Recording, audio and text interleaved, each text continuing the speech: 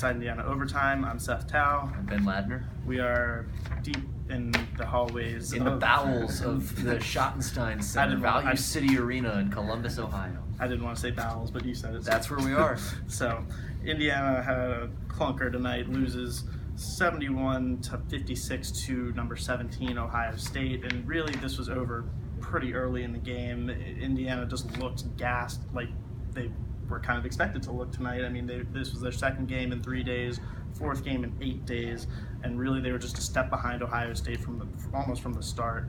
And really, I thought, especially inside, Ohio State caused a lot of problems. Yeah, I think fatigue certainly, like you mentioned, was a problem. And then you compound that fatigue with a pretty thin rotation.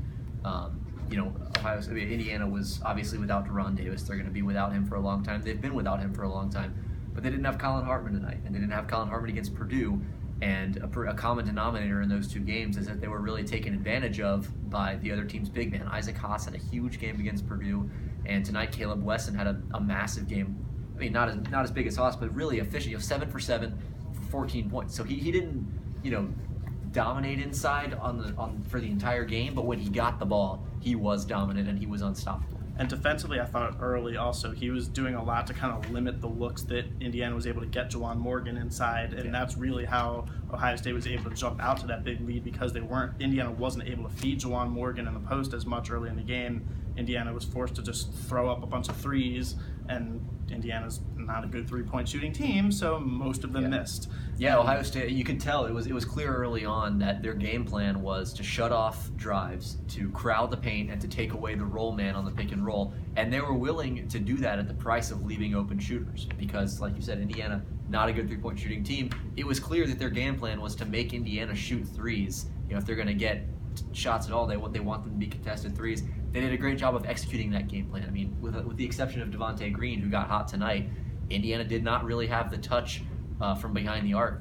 Anyone. Robert Johnson couldn't get it going. Juwan Morgan didn't attempt a three, I don't think.